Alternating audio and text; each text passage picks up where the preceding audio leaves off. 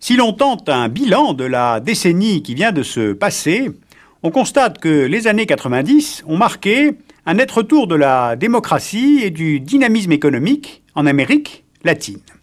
Alors une des clés de ce renouveau sud-américain, c'est l'intégration régionale, notamment avec le Mercosur. Alors qu'est-ce que c'est que le Mercosur? Quelles sont ses perspectives pour ce marché commun sud-américain? Nous avons essayé aujourd'hui d'y voir clair en préparant cette analyse, cette synthèse avec les chercheurs du CERI, le Centre d'études et de recherche internationale qui est basé à Paris. Bien, voici le continent sud-américain. De l'isthme de Panama au Cap Horn, il s'étend sur 7600 km et dans sa largeur maximale sur 6000 km. Et dans ce continent, où vivent 320 millions d'habitants, 4 États sud-américains se sont regroupés en 1991 pour créer un marché commun du cône sud, le Mercosur. Alors faisons connaissance avec ces 4 pays membres. D'abord le Brésil. 8,5 millions de kilomètres carrés, 165 millions d'habitants. C'est l'État le plus vaste et le plus peuplé du continent et du Mercosur.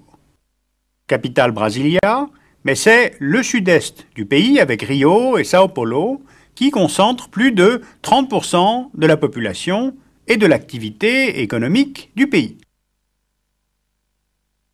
Ensuite l'Argentine, 5 fois la France, soit 2 700 000 km², mais seulement 36 millions d'habitants. C'est dans la capitale, Buenos Aires, que vivent plus de 25% de la population du pays et que se trouve le centre économique de l'Argentine. En face de Buenos Aires se trouve l'Uruguay. C'est le plus petit pays du Mercosur, avec ses 176 000 km². C'est un petit peu un pays-ville, car sur ses 3 200 000 habitants, 60% vivent à Montevideo. Enfin, le Paraguay, 406 000 km² pour 5 200 000 habitants. C'est un pays agricole, enclavé, c'est-à-dire qui n'a pas de façade maritime, et il est relié à l'océan par le fleuve Paraná et son affluent, le Paraguay, le long duquel se trouve la capitale, Asunción. C'est d'ailleurs là qu'a été signé le traité fondateur du Mercosur en mars 1991. Alors ce Mercosur représente 59% du territoire sud-américain, 43% de sa population et plus de 50% de son produit intérieur brut. Son objectif premier, c'est la libéralisation des échanges entre ses membres pour mieux participer à la compétition internationale. Aujourd'hui, le Mercosur n'est pas encore un véritable marché commun, c'est une union douanière avec quelques exceptions, notamment pour le secteur automobile et le sucre. Car en fait, il y a de nombreuses disparités dans cet ensemble. D'abord, le Brésil, reprenons. Par sa masse continentale et son poids démographique, il domine ses partenaires. Il représente plus de 75% de ses 210 millions d'habitants. Ensuite, les populations sont très différentes dans leur composition.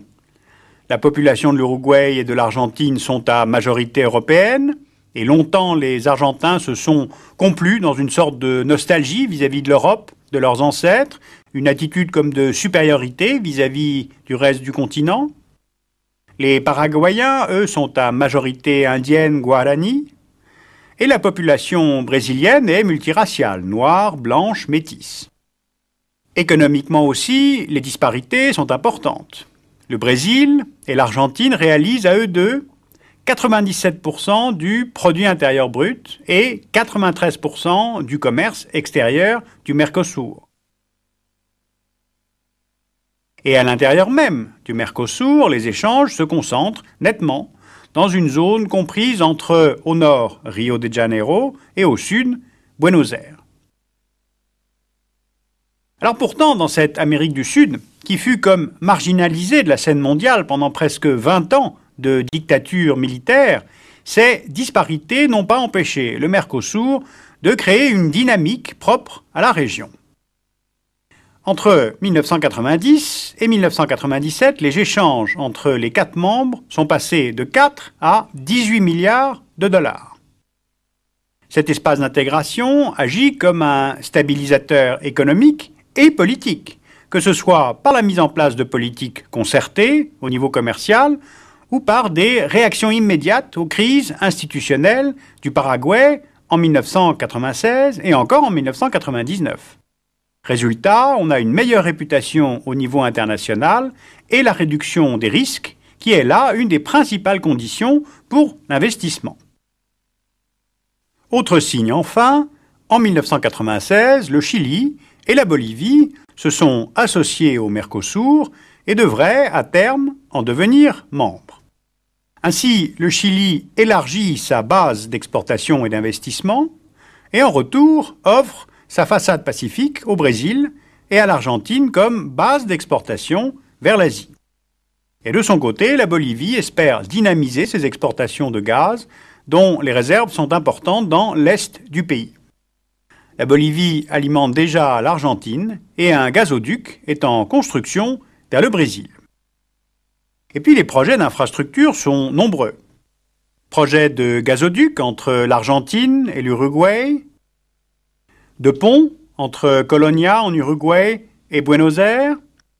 Ce projet doit d'ailleurs être complété par une autoroute via Colonia pour relier Sao Paulo à Buenos Aires, sauf si l'Uruguay s'y oppose par crainte de devenir un simple pays de transit pour les échanges entre Brésil et Argentine.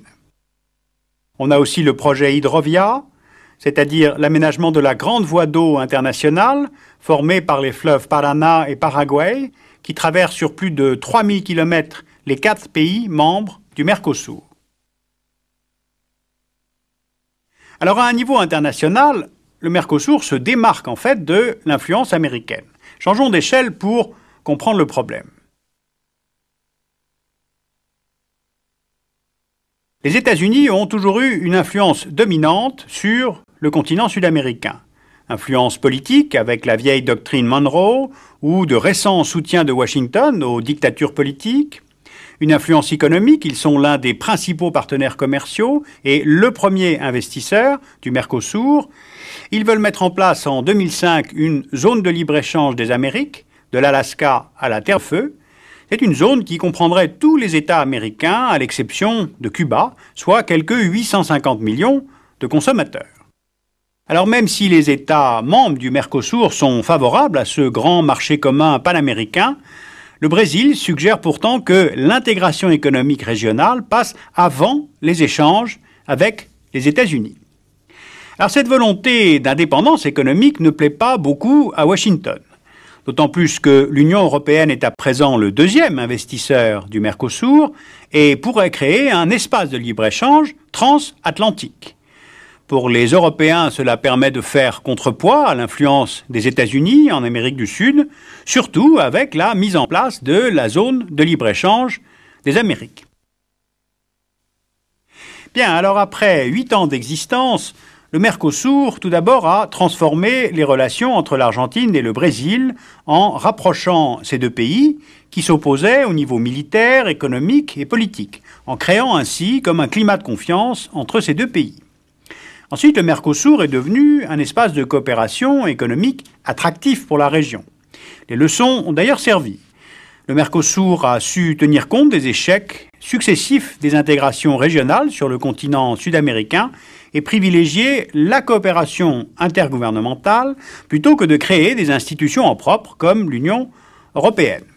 Alors aujourd'hui, le Mercosur n'a pas de vraie symbolique culturelle ou politique et de grands projets. Il est simplement un exemple réussi d'intégration régionale. Il sert de levier pour négocier avec les États-Unis ou avec l'OMC. Mais surtout, le Mercosur aura été comme une étape nécessaire pour la stabilisation démocratique de l'Amérique latine.